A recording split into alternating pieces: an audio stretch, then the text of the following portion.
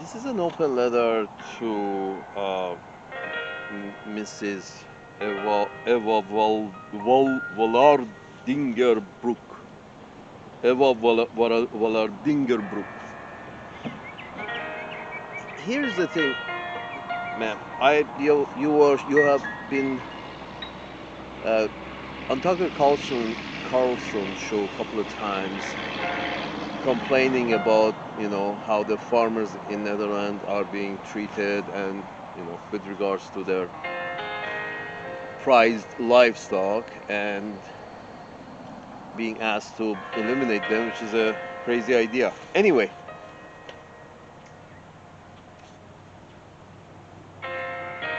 recently, uh, I saw you complaining about the whole idea of immigration to your continent, to your country. You don't care about the continent, your country, which is Netherlands. Here's the thing, sir, ma'am. You have population of 17 million, correct? And you're the size of New Jersey. A very small, insignificant part of Europe. Forgive me, I'm being frank here.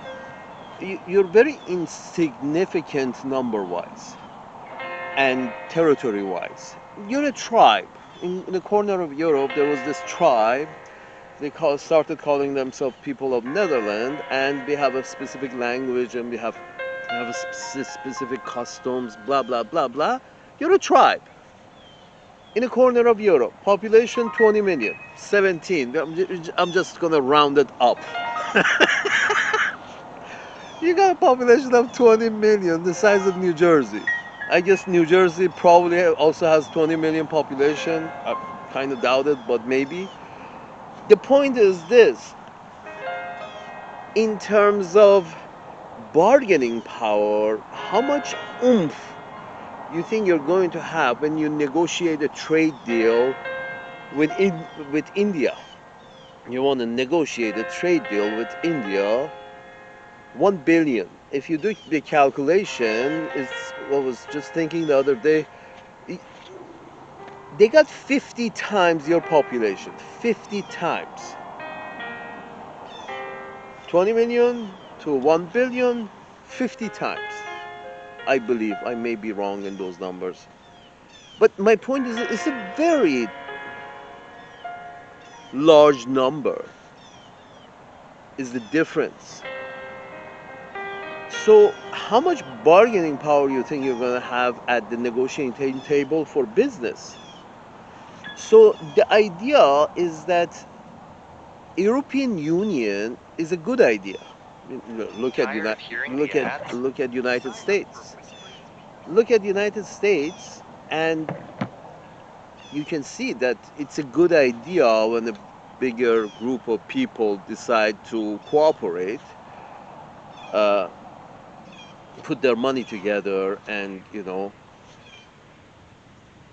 instead of competing, cooperate with each other so they can form a bigger entity.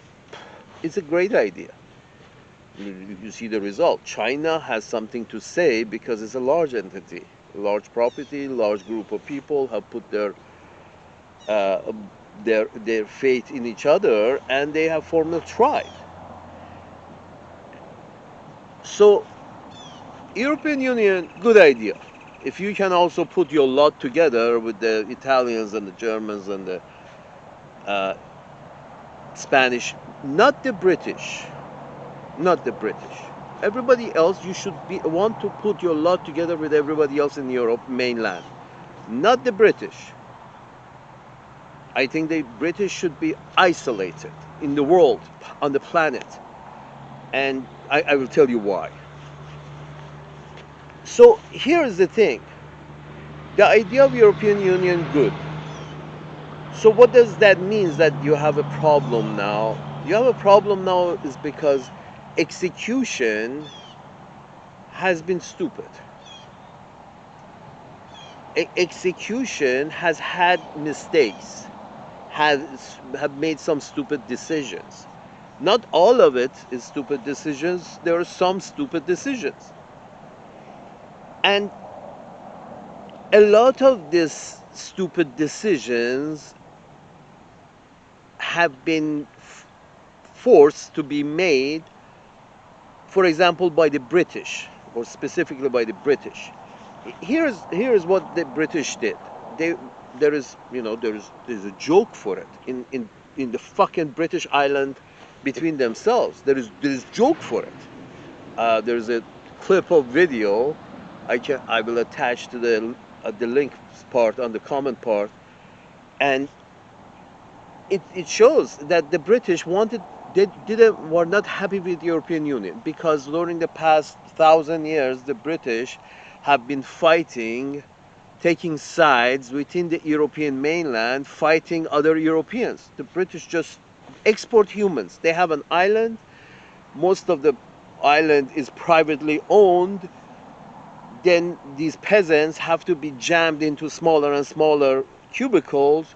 So the British have decided, the British upper crust has decided every 50 years they bring hell on earth and kill a whole bunch of their own people, send their own people overseas to get killed so the island would not be overpopulated. This is the way British look at this. Do you understand? So British have fought, other Europeans have taken sides between, or actually encouraged skirmishes and wars in Europe. Encouraged.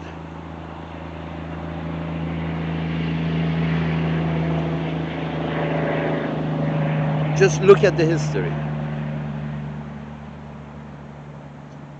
So in no way or how or means the British want European Union united, because then it would be one big entity like China, and then the British island would be like Taiwan. Imagine there's a European Union, well executed European Union. The British island would become Taiwan of Europe. A base for, maybe whoever wants to pay more. If Uncle Sam is willing to pay more, the British island becomes a military base for Uncle Sam to keep an eye on Europe. That should be the ultimate goal of European. Just leave the British out, because in a way that's why the British and Uncle Sam are in bed, have been in bed for a long time, because the British are basically, Luca Brasi of Europe. Don Corleone sits in New York. So for Europe England is the Luca Brasi, has wanted to be the Luca Brasi of creating a lot of wars in Europe, encouraging a lot of wars in Europe. Because here's how it works out: is if you're the people on that side of the water, if their house is not in order, where do they bring their money? To London. The only place that tries to keep their house in order. So all the money ends up in London, in England. If European Union is in disorder, Africa is in disorder, Asia is in disorder, everywhere else is in disorder, the British, if they can keep their own order and also send their peasants out, get rid of their peasants, large numbers of their peasants, so the island would not be overcrowded. And second, because those places are unsafe, London becomes very safe comparatively. And New York would become even safer. So all the money that doesn't end up in London gets 10-20% of all the money from those unsafe places. New York gets 80% of all those monies from those unsafe places. You see where I'm going with this? So my point is this: who was the spearhead in re-invading Iraq and Afghanistan and re-invading North Africa? Who was the encouragement? The British. Uncle Sam has got the money. It's just that the British get in bed, and the British act as the woman to Uncle Sam's men. Women, we all know women, have more say in how the relationship in the household is than the men are. When the woman is cold, then there is no relationship. Men are always hot. When are cold, or those who choose to be cold, then the whole relationship becomes cold, and men are, get out of get try to fix it by taking orders even more and trying to find out what the hell did they do wrong that now the woman has turned cold, and they are willing to go to great extents to cure that. That's how the British are dealing with Uncle Sam. They get in bed with Uncle Sam, and you know pleasure Uncle Sam, blow smoke up Uncle Sam's ass, and their politicians blow smoke up on Uncle Sam's ass, or entities within Uncle Sam's ass, and encourage Uncle Sam to get involved into breaking all these countries, sinking all these ships. Here is how the thing is with you, Mrs. Eva. The thing with you is you're sitting at the bottom of the river and you're wondering, where the fuck is all this water coming from? You had a small stream and suddenly there is a river. It's got 50 times bigger river of humans moving into your capitals. You're at the bottom of the river. The problem is not let's put up a dam here by the sea. So, folks, you put a dam in the mountains. You hold the water back in the at the source. You try to hold some water back at the source, near the source. Not by the who the hell puts a tries to put a dam by the ocean. You don't put a dam by the ocean. This is the idea with try to dam a river by the ocean. It doesn't work, because at that point it's too late. The water, just moves over the dam. How tall you're going to have to build a dam by the ocean to keep some water back? It's a crazy idea. You have to,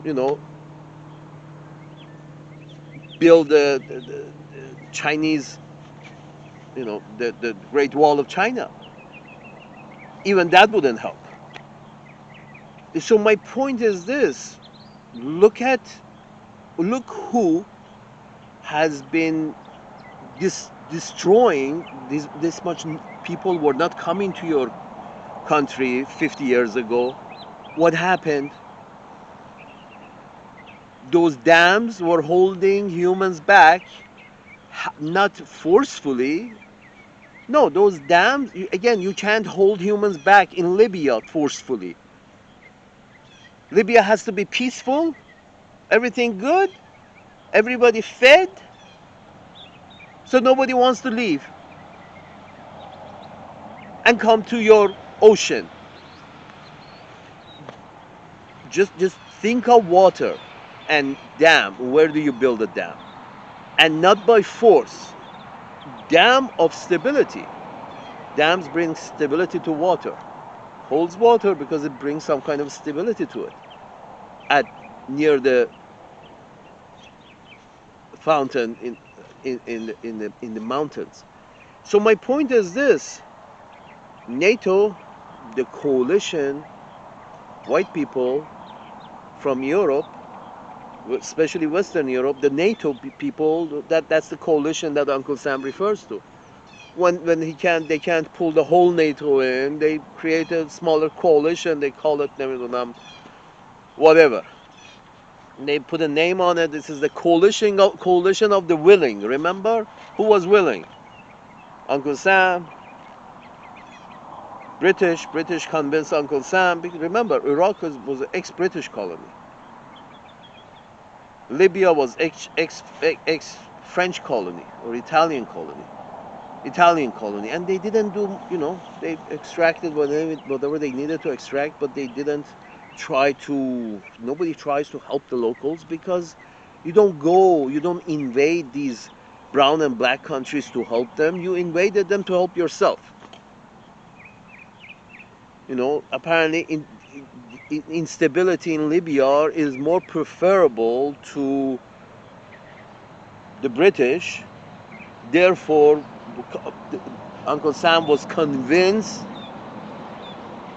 and or this instability in Libya was preferable to the French, to France, and Uncle Sam and the British got involved, and they destabilized it, and it fell. Imagine a sinking ship. You sink a ship, and all the humans and rats and whatever else, even insects, whatever else was living in that ship, becomes a floater and start floating wherever they think they can find a ship. It's more stability. Wherever there is a ship, ship is stability. So that some of them find their way into Netherlands. Some of them find their way in European Union, and some of them find their way into Netherlands. You don't want them? Believe me, they don't want to be in Netherlands either, any more than you want them in Netherlands. They're just looking. It's like people who have everything, every creature that is alive on a ship, when the ship goes down, is looking for a second home.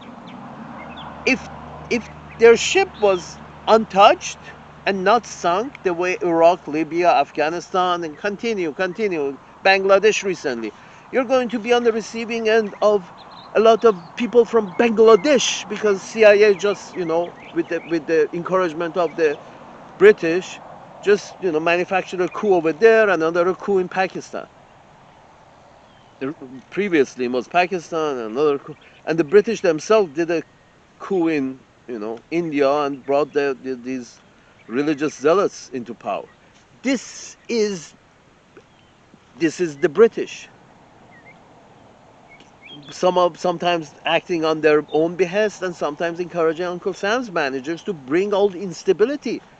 And by the time these Bangladeshis end up in Netherlands, that are bound to end up, because somebody was not making enough money in Bangladesh. Somebody in Wall Street was not making enough money in Bangladesh. Somebody in London was not making enough money from Bangladesh. They encourage somebody in the security intelligence agencies, somebody on the top, that it's a good idea to bring about freedom in Bangladesh. So a very stably run country by some woman that I never knew her name. It was run by her, however corrupt. It was order. So you run that woman out, then a prepackaged Bangladeshi who was packaged in London is sent to Bangladesh to run the Bangladesh in a way that is more beneficial to some banker in London. This Bangladeshi that was packaged by the British was sent from London on special delivery to Bangladesh to take her place. The woman who was in charge was a woman who was in charge for a long time, and you didn't have much Bangladeshi immigrants in. You didn't, right? Remember this date. This coup happened like 6 months ago, 3 months ago. And remember this date, that until this date you didn't have Bangladeshi immigrants, much Bangladeshi immigrants in Netherlands. In about a year, 6 months to a year to 2 years, you will start seeing a lot of Bangladeshi immigrants in Netherlands. Why? Because the British were not making enough money in Bangladesh, so they changed the government in Bangladesh. They sent the governor of Bangladesh from London to that post. The idea is because this guy is going to help our corporation make a little more profit by lowering the regulations. They had no problem with the hazards involved with production, and manufacturing and all of that, lower the wages, keep the wages low, whatever you have to do, so our corporations can make a little more money.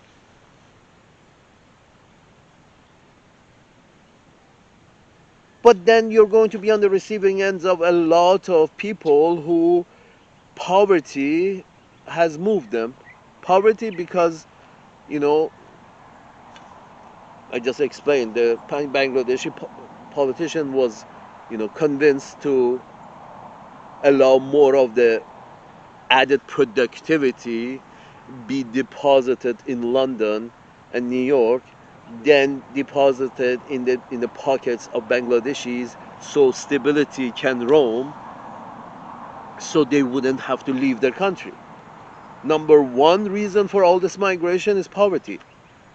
For Mrs. Eva, you do understand that birds, they migrate not when there is a lot of food, they migrate when there is no food, or there is no expectation of no food because of the cold weather.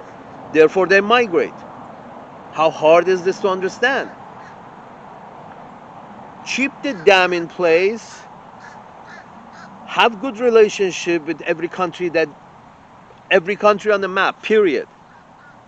Have good relationship with total disregards to how those fucking people want to rule themselves, however shitty it seems.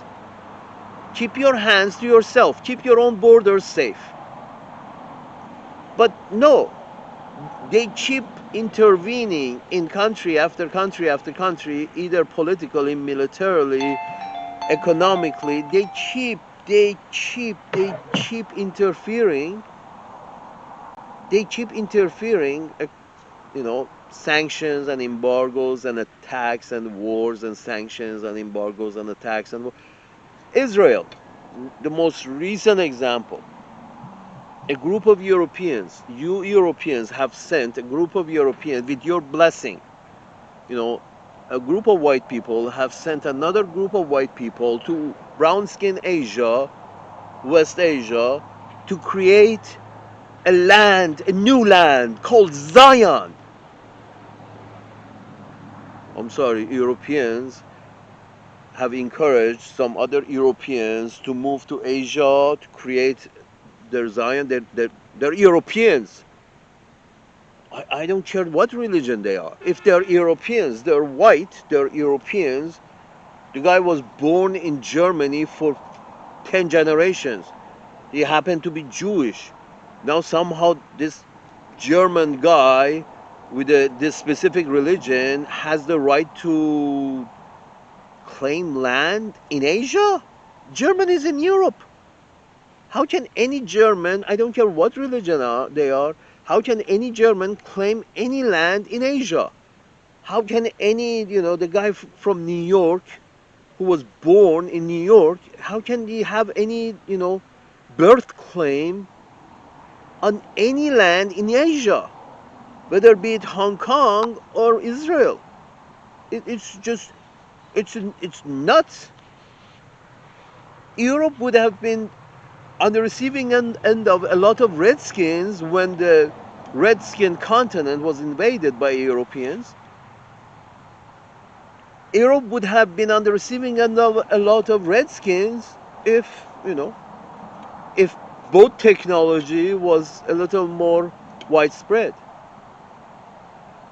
If they could, come up with boat technology, sort of like when the white man comes in, when the pink skins come in, give them the land, but you head for Europe. That's exactly what has happened in Libya. Pink skins came in, claimed some, not land but resources. They wanted to have some kind of say in some kind of resource exploitation and profits from Libya. Anglo-Saxons and North American corporations wanted to make a little more money from exploitation of oil in Libya, because too much of this money from exploitation of oil in Libya, too much of it was going to help Libya build itself. There is no accusation of Gaddafi having any outside accounts in Switzerland or in North America. There was no talk of that because he didn't have any. He was, a patriot for Libya. It's sort of like a patriot has become a word that only applies if you're from a NATO country. Being a patriot is good, but if you're Libyan, being a patriot is a bad thing. You're suddenly a terrorist. But seriously, it's sort of like, no, no, no, you do as we tell you to do, or else, you're a bad guy. But you move into their land, white people move into other people's land and tell them that you do exactly as we tell you to do. First thing is give up your land to us, and then you be on your way. That's exactly what they're doing in Israel. Right now, this system of white people coming in, taking over the natives, and forcing them, killing them, many of them, and forcing them out. Now you have been on the receiving end of a lot of brown people from the Middle East. What's the problem? How hard is this to understand? And no, you can't build a wall tall enough to hold water back at the sea level. You build a dam near the fountainhead. How do you do that? You let them be. You tell your corporations enough is enough. You can't have everything. Corporations, like, I have another video about this, that corporations are like animals. You know, animals have no morality. You don't expect a corporation to have morals and say, no, maybe we don't do that. No, they will do that if it's profitable and it's legal. If they can circumvent the legal obstacles with some lobbyists and a lot of kickback, if they can circumnavigate it, they will go around the law if it's profitable. Prime example, Iraqi oil money doesn't go to Iraq right now, as we speak, near the end of 2024. The Iraqi oil money goes to a bank account in New York. I'm assuming it doesn't go to them. It goes to a bank in New York or London or whatever. New York or London doesn't make a difference. They're in the same bed. And from there, the Iraqis have to show invoice for what they have spent on what they have spent it on, and then equal to the amount of invoices released from that bank account. That's like,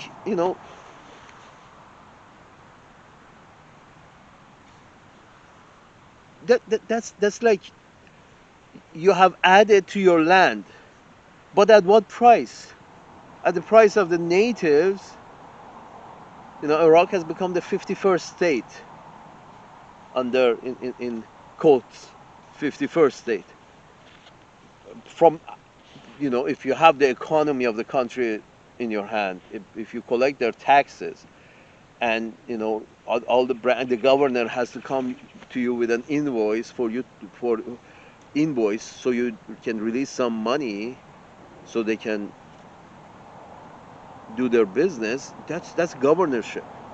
Saudi Arabia is the governorship of Anglo-Saxons, mostly. Iraq wasn't a governorship, wanted to have independence.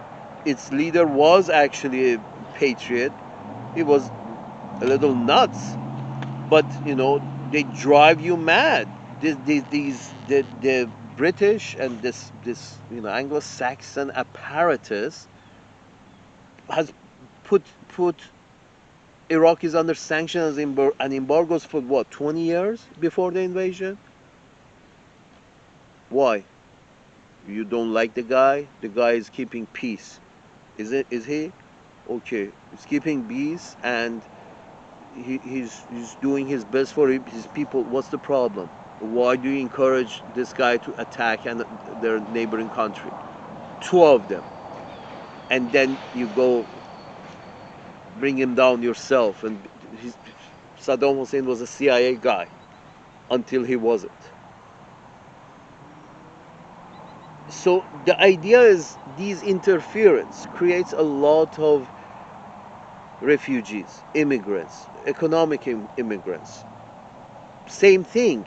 When you destabilize an environment, the first thing that's going to go is its economy.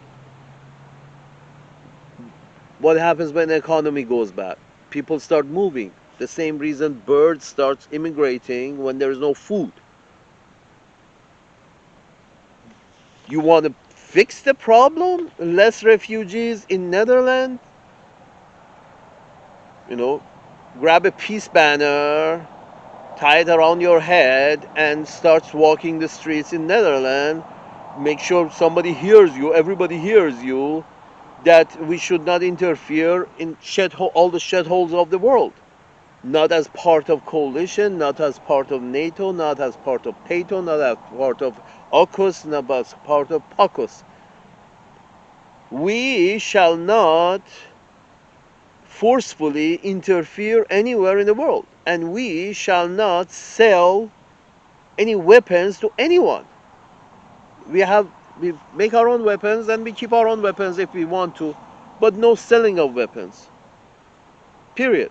Israel, if they had to produce all their own weapons themselves, this war would have stopped week one. If Israel had to make all their military equipment themselves, even now, military, ammunition, if they had to make all of it right now themselves, the war wouldn't last a week. They would be out of ammunition, and yes, they can produce probably most of them themselves, but the rate that they can produce is not the rate that they're using. What does this sound to you? Colonialism?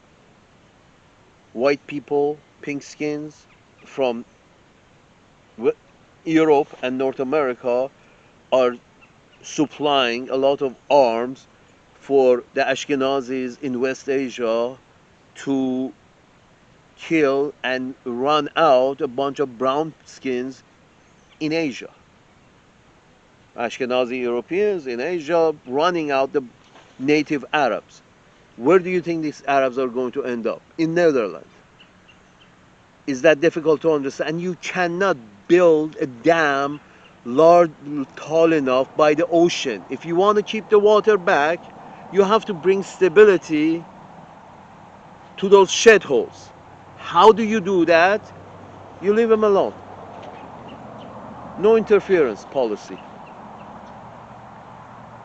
Because somebody with a big penis is going to usually take over and bring stability. End of story.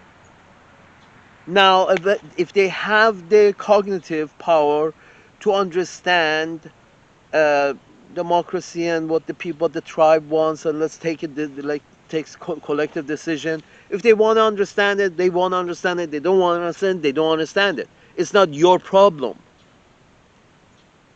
But when you make democracy your problem, other people's form of government your problem, you have made other people's form of government your problem. Yeah, we fight for democracy. you, these are our facades. It's all facade, but the facades that have always ended up with you destabilizing those dams, breaking those your governments, breaking those dams. What has always led up to breakage of those dams has been the facade has been we are going over there to break that dam because of human rights and democracy and capitalism and the whole Cold War of we have to break that motherfucker up was over economy. Sort of like we don't agree with your economy, so we're going to sanction, embargo you until you become like us. That was the facade. The whole animosity with the communists in Soviet Union. It was a facade. Just right, and the proof of it is now again the Russians are in the doghouse, and this time the facade is what? Why aren't the Russians happy with NATO expansion? I'm sorry, do you feel it? If you poke the bear was doing business with you. You went and poked the bear, you sent the CIA up its ass, right up to its borders, and put down missiles. You're encouraging a fight. It's like I meet you, and sometimes I meet you, I shake your hand, but one day I come in to meet you, I've got brass knuckles on. That's putting missiles in Poland, NATO missiles or Uncle Sam's missiles in Poland aimed at Russia. And Uncle Sam's missiles in Ukraine, they want to do it and aimed at Russia. It's sort of like it's arriving at the appointment with brass knuckles. It's sort of like when you go at the appointment with brass knuckles, well, the Russians are going to put down their brass knuckles. You don't think the Russians have brass knuckles? Russians have brass knuckles. So my point is this. Again, repeat. It's crazy to think that a wall, you see, what El Salvador is doing is the right solution. What at least the CIA has allowed El Salvador to do. Uncle Sam's managers, once in their lifetime, have understood that stability in El Salvador means we are not going to be on the receiving end of the El Salvadorians in our border. You know what that doesn't mean? That means what Uncle Sam's managers have been doing in all these Central American countries they have been on behalf of the corporation. They used to go in and try to destabilize them so that Uncle Sam's corporations can make more money. You destabilize over there, and the corporations can do their business over there. If you keep you keep a governor over there, somebody who's not worried about their own population, but they're more worried about the profits of the corporations from Uncle Sam's land.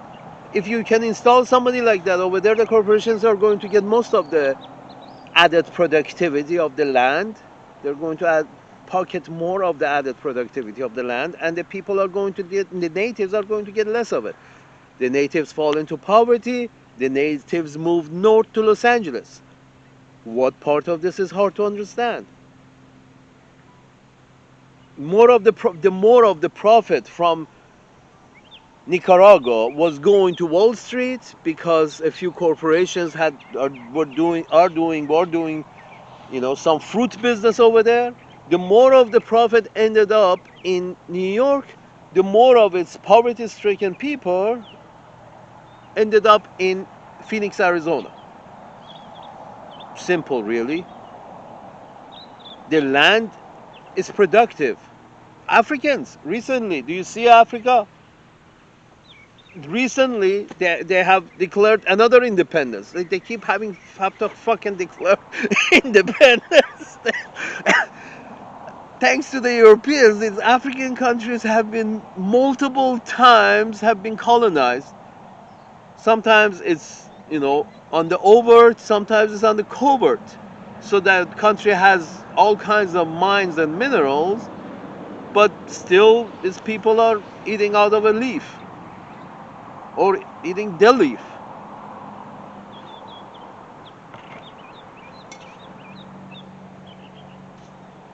Your corporations control your government, Mrs. Eva. Your corporations control your government because corporations have the money and governments like money. Politicians, governments, everybody likes money. But when you're in a position of power, you can do something about it, about your like of money. So my point is this: your corporations included, but mostly the convince British corporations, British banks.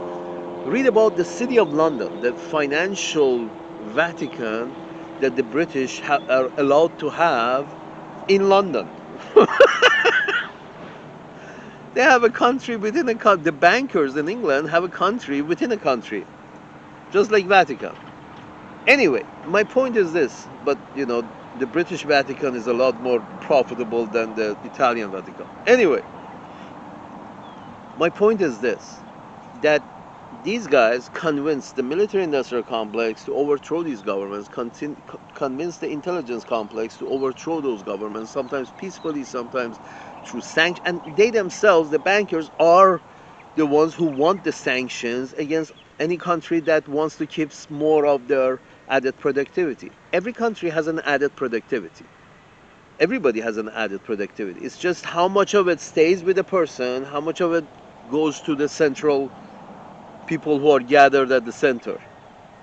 So added, when more of added productivity of a shithole like Afghanistan ends up in London,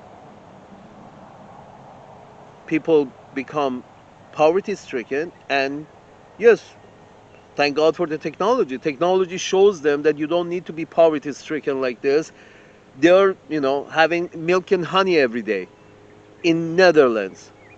So since Netherlands corporations will not allow any of this added productivity that is created in my land in Afghanistan, this added productivity that is created in Afghanistan because these corporations from Netherlands don't allow us, the Afghans, to keep more of this productivity, so our life standard can also increase.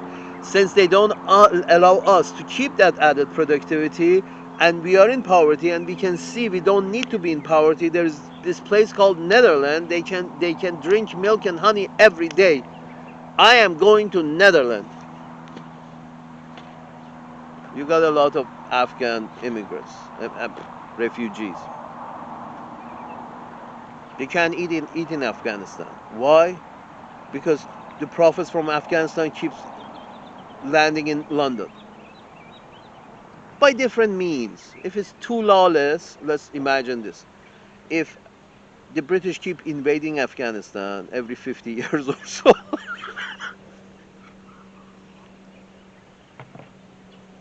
the British, sometimes alone, sometimes with Uncle Sam, sometimes with the French, sometimes whoever British can bring along from Europe, they keep invading wherever they can. Wherever they see there's a weakness, the British go in to bring order for themselves. Anyway, imagine that so many invasion of Afghanistan, when you destabilize some place like Afghanistan, literally it's on top of mountain. You destabilize it, like the water from the river, they also end up in neighboring countries, and from there, many of them end up in Netherlands. Problem? Stabilize Afghanistan. How? Right now there is Taliban. Oh shit, absolute shit. Have they brought stability? That's good. We want them there. They're absolute shit, but they should be left because they have brought stability. But you know what I hear? That another facade is being formed. Another facade is being formed. The facade is this: let's go finance these other groups of mujahideen to fight Taliban, because the Taliban are so backwards. These other groups have promised us that they give more freedom to women. So for freedom of women of Afghanistan, we are going to finance some other shitheads in Afghanistan to fight the Taliban. This is where your refugee problems in Netherlands starts. When the first shipment of these money, cash, and arms ends up to these people, other people in Afghanistan who are marginally better than Taliban. Sometimes they're even marginally worse than Taliban. They're financed because, if you're a warlord and you want to be financed, you say whatever it needs to be said. Although you're an asshole yourself, you pretend you're not an asshole to get the financing, because, that's your business. Being a warlord is your business. The same people who ordered the killing of Ahmad Shah Massoud in Afghanistan, the same people are thinking that they should start financing the son of Ahmad Shah Massoud to now fight the Taliban. Because apparently the son of Ahmad Shah Massoud his group is incrementally better than the shitheads who have brought stability.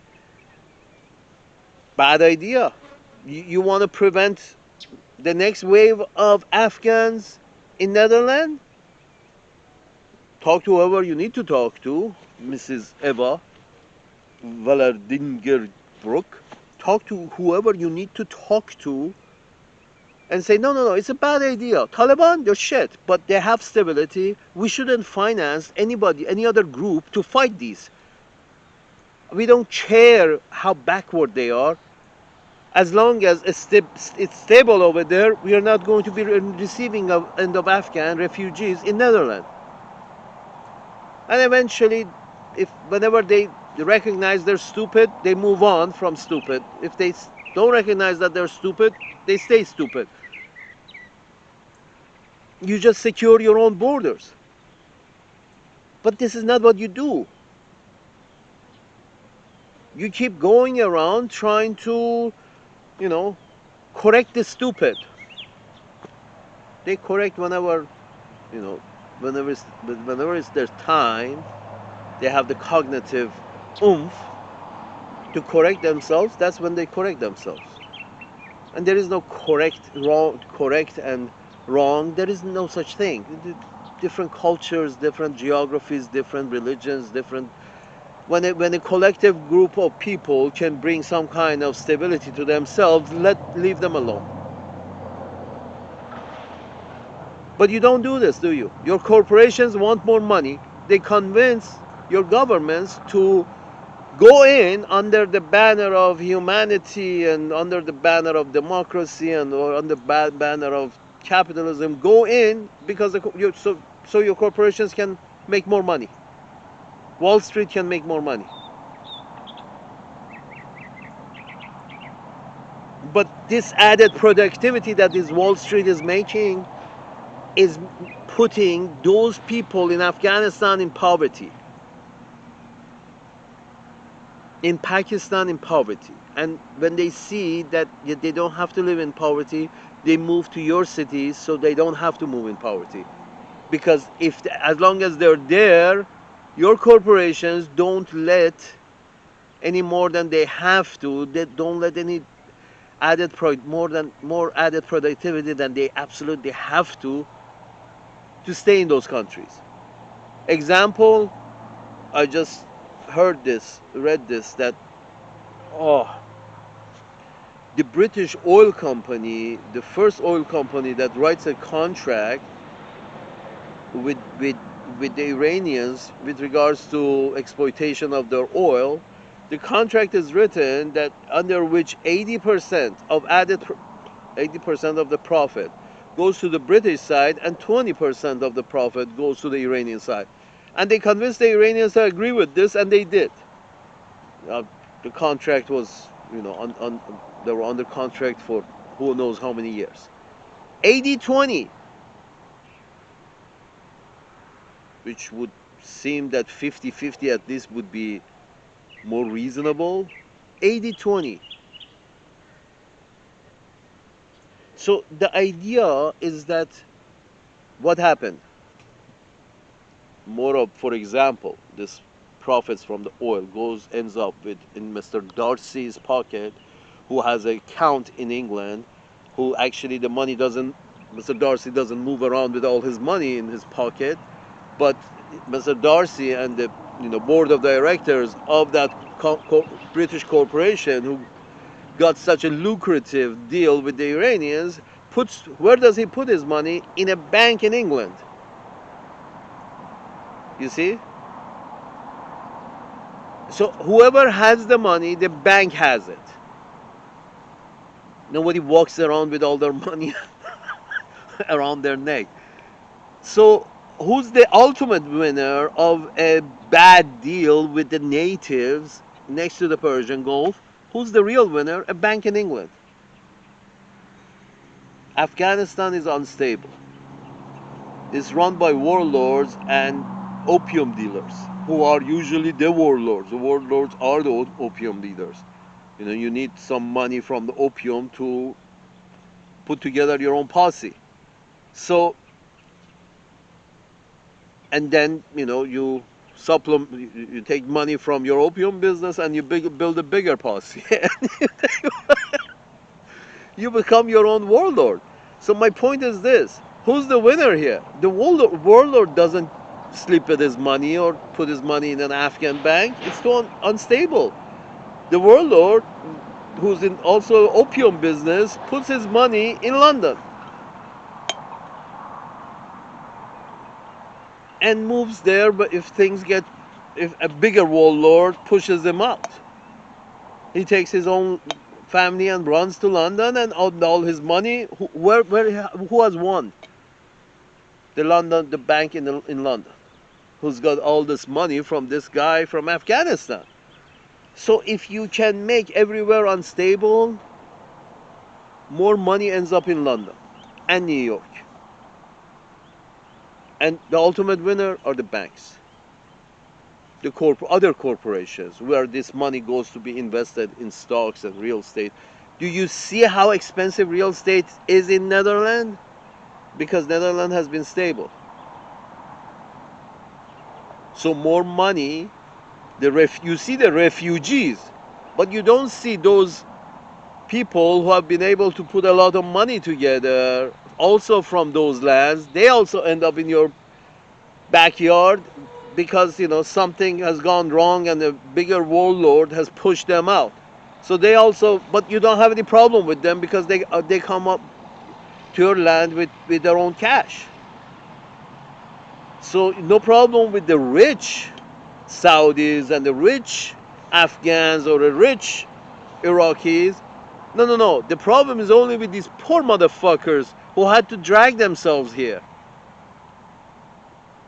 They had to drag themselves there because they were left in poverty in their own land. They weren't allowed to keep more of the added productivity that they were creating in those lands, because your corporations didn't allow that added productivity to remain in those lands. People go where the money is, just like birds migrate, go where the food is. You don't let them cheap money over there, cheap added productivity over there. They get in a boat and they come to your land. What part of this is hard to understand? You shouldn't be complaining about the immigrants when they land in your yard. You should be thinking ahead and saying how we don't produce these immigrants. How we do that is that we let our politicians rule over our corporations and our rich people, as opposed to what it is right now, that the bankers and the corporations rule over politicians, even in Netherlands. Or at least Netherlands is part of European Union, which is part of NATO. You're all in the same boat, but things that bother you are not things that bother the head of one of your corporations who lives in a gated community. He doesn't have to see the Afghans, you do.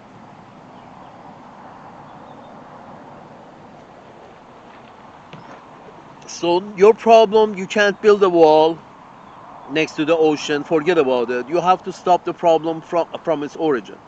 How to stop the problem from its origin with regards to refugees and immigrants is you force your politicians to say no when corporations go to them and convince them that we should invade somebody, sanction and embargo somebody, the natives over there, so we can go force ourselves on the native and grab more productivity for back in Netherlands.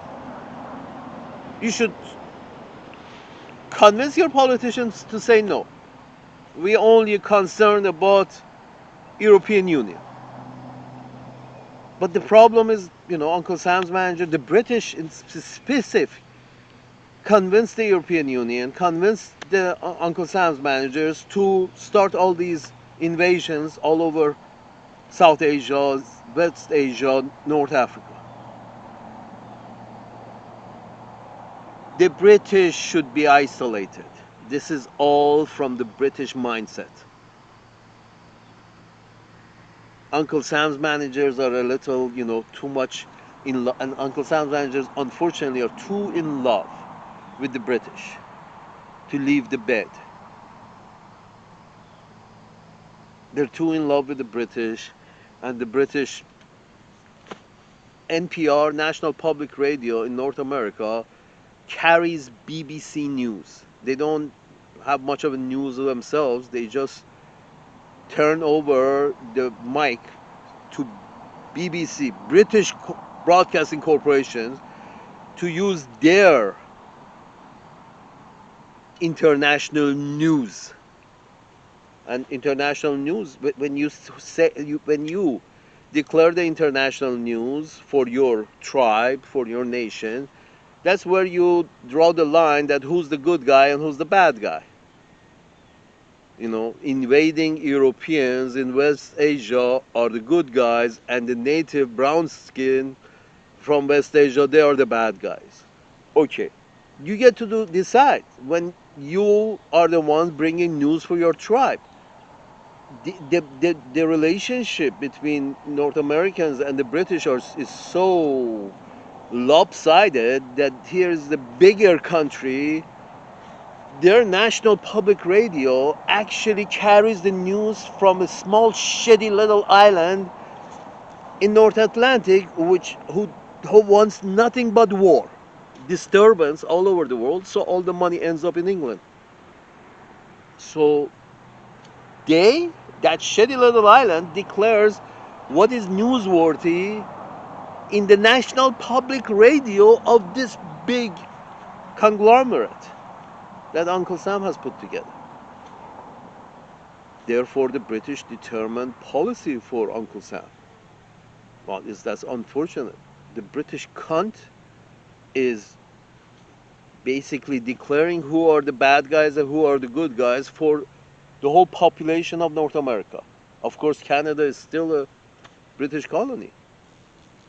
So, for the whole of North America, that little shitty little island in North Atlantic declares who's the bad guy, who's the good guy. Therefore, you end up in the middle of Baghdad pushing Iraqis into Netherlands.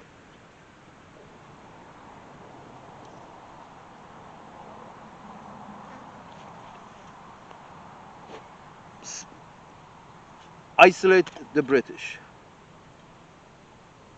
Isolate the British. Promote stability everywhere. That's how you stop immigration. Unwanted immigration.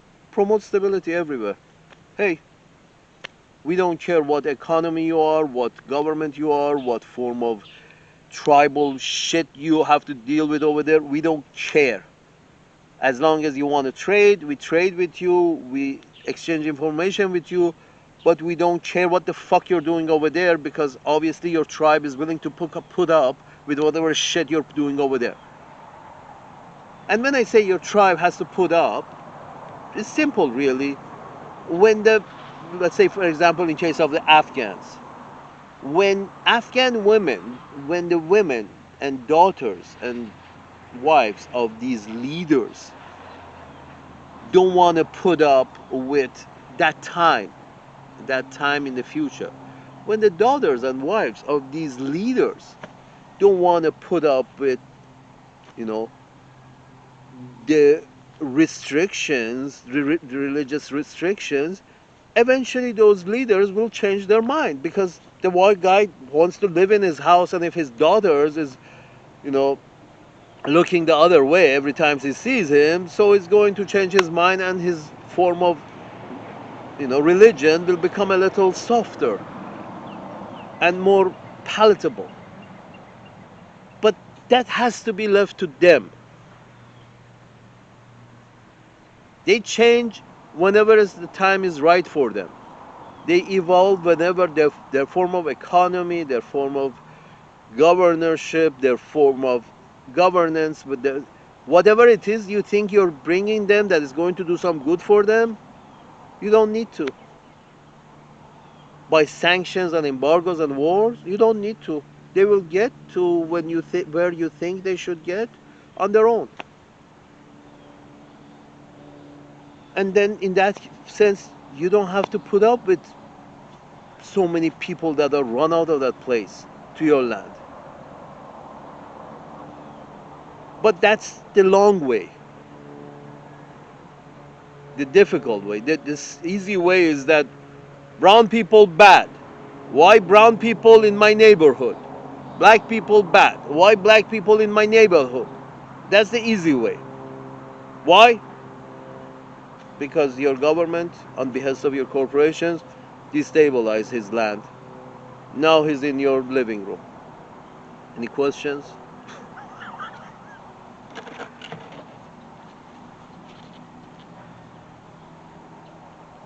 Salute.